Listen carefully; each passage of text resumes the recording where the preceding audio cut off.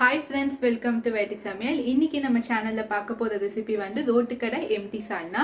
இந்த சால்னாவை நம்ம பார்க்கிறதுக்கு முன்னாடி இத என்னோட சேனலை ஃபர்ஸ்ட் டைம் பார்க்கறீங்கன்னா என் சேனலை சப்ஸ்கிரைப் பண்ணிக்கிட்டு பக்கத்துல இருக்க பெல் பட்டன் கிளிக் பண்ணிக்கோங்க. இப்போ நம்ம வீடியோக்குள்ள போகலாம்.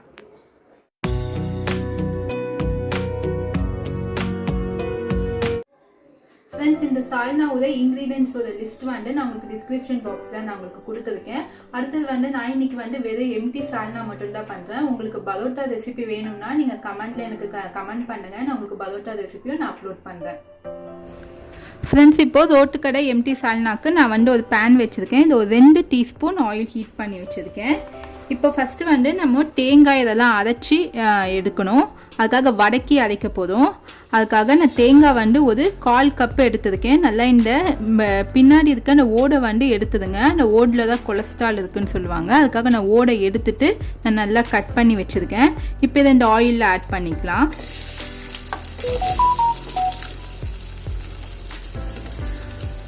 கால் கப்பு தேங்காய்க்கு வந்து நான் வந்து ஒரு 1 டேபிள் ஸ்பூன் முந்திரி பருப்பு எடுத்துருக்கேன்.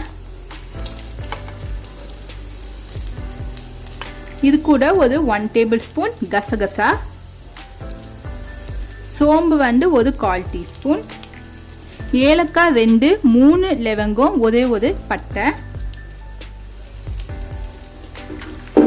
இப்போ எல்லாத்தையுமே கொஞ்சம் நல்லா வதக்கி இதை வந்து நம்ம அரைச்சி எடுத்துக்கலாம். நம்ம வதக்கி அரைக்கும் போதும் நம்மளுக்கு அந்த சால்னாவோட டேஸ்ட்டும் நல்லா இருக்கும்.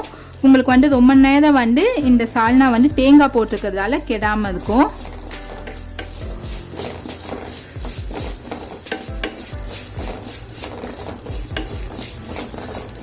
இது கொஞ்சம் மீடியம் ஃப்ளேமில் ஒரு 2 மினிட்ஸ் வந்து நம்ம இதை ஃப்ரை பண்ணி இதை வந்து நம்ம ஆற வச்சு நம்ம நல்லா வந்து பேஸ்ட் மாதிரி அரைச்சி எடுத்துக்கலாம்.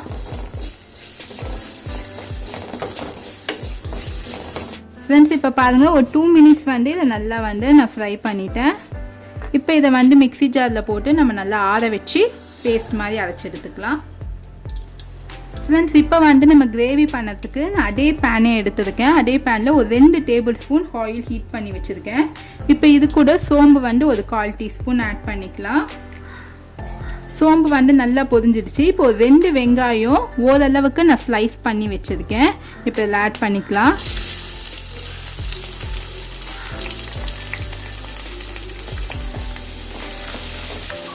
இப்போ இந்த வெங்காயம் வந்து நம்மளுக்கு நல்லா வந்து கொஞ்சம் மேஷ் ஆகுற அளவுக்கு நல்லா வதங்கணும். நல்லா கொஞ்சம் கோல்டன் கலரில் வரைக்கும் நல்லா வதக்குங்க. அப்போ தான் வந்து நம்மளுக்கு அந்த கிரேவி ஃப்ளேவர் நல்லா கிடைக்கும், அந்த சால்னா ஃப்ளேவரு. ஃப்ரெண்ட்ஸ், இப்போ இந்த ஸ்டேஜில் ஒரு 2 பச்சை மிளகா, ஒரு சின்ன பச்சை மிளகா நான் வந்து கிள்ளி ஆட் பண்ணுறேன். இப்போ அகைன் வந்து நல்லா இதை வந்து ஃப்ரை பண்ணிக்கோங்க. ஃப்ரெண்ட்ஸ், இப்போ இஞ்சி பூண்டு பேஸ்ட் வந்து நல்லா வந்து நான் 1 டீஸ்பூன் எடுத்துருக்கேன். இப்போ நல்லா மிக்ஸ் பண்ணிக்கலாம். இப்போ நான் 2 வெங்காயம் ஸ்லைஸ் பண்ண மாதிரி 2 தக்காளியும் நான் நல்லா கட் பண்ணி வச்சுருக்கேன். இதில் ஆட் பண்ணிக்கோங்க. இப்போ தக்காளி சேர்த்த உடனே இந்த கிரேவிக்கு வேண்டிய மசாலா ஐட்டம் ஆட் பண்ணிடலாம்.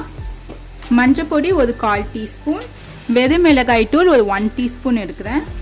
சம அளவு தனியா தூள் ஒரு 1 டீஸ்பூன், கரம் மசாலா ஒரு 1/2 டீஸ்பூன். அதுக்கப்புறமா கலருக்காக காஷ்மீரி சில்லி பவுடர் எடுக்கிறேன். ரோட்டு கடை சால்னா வந்து கொஞ்சம் நல்ல கலராக இருக்கும். அதுக்காக நான் வந்து காஷ்மீரி சில்லி பவுடர் ஒரு 1 டீஸ்பூன், உப்பு வந்து ஒரு 1 டீஸ்பூன். இப்போ இது எல்லாத்தையுமே நம்ம நல்லா மிக்ஸ் பண்ணிக்கலாம். இந்த தக்காளி, இந்த வெங்காயம் எல்லாமே நல்லா நம்மளுக்கு மேஷ் ஆகணும்.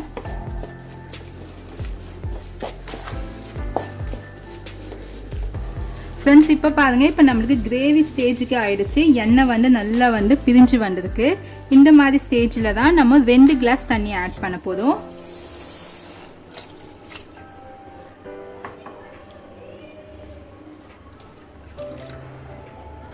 இதை ஆட் பண்ணிட்டு இது நல்லா வந்து கொஞ்சம் கொதிக்க விடுங்க.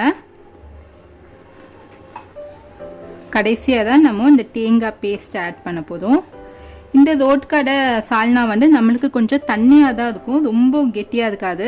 அதுக்காக உங்களுக்கு தேவைப்பட்ட எவ்வளோ தண்ணி வேணாலும் ஆட் பண்ணிக்கோங்க. இந்த ஸ்டேஜில் உப்பு உங்களுக்கு எவ்வளோ இருக்குன்னு பார்த்துக்கோங்க.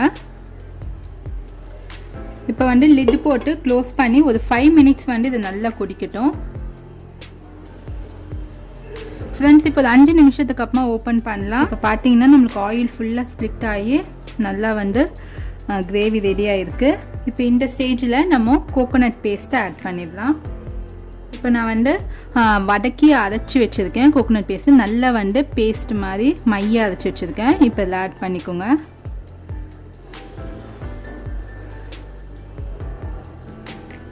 ஃப்ரெண்ட்ஸ் இப்போ பாருங்கள், இப்போ வந்து நம்ம கருவேப்பிலை கொத்தமல்லி கிள்ளி போட்டுக்கலாம்.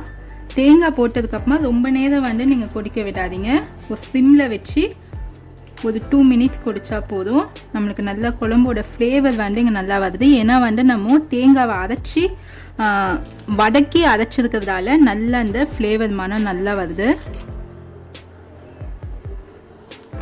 இந்த ரெசிபி வந்து உங்களுக்கு வந்து பரோட்டாக்கு மட்டும்தான் நல்லா இருக்கும்னு கிடையாது. இட்லி, தோசை, பூரி எல்லாத்துக்குமே வந்து ஒரு சூப்பரான ஒரு சைட் டிஷ்ஷு. நீங்கள் வீட்டில் ட்ரை பண்ணி பாருங்க.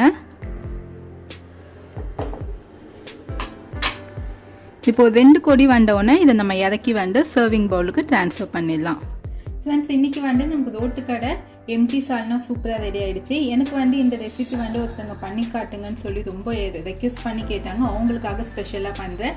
இந்த ரெசிபி நீங்கள் வீட்டில் ட்ரை பண்ணி பாருங்கள். ரொம்ப சூப்பராக இருக்கும். பரோட்டாக்கு மட்டும் இல்லை, இட்லி, தோசை எல்லாத்துக்குமே சூப்பராக இருக்கும்.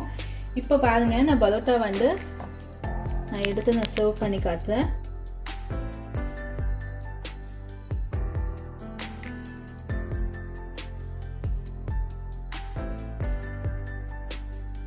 ஃப்ரெண்ட்ஸ் உங்களுக்கு இந்த ரெசிபி பிடிச்சிருந்தா என்னோட ரெசிபிக்கு வந்து லைக் பண்ணுங்க, ஷேர் பண்ணுங்க உங்க ஃப்ரெண்ட்ஸ் ரிலேட்டிவ்ஸுக்கு.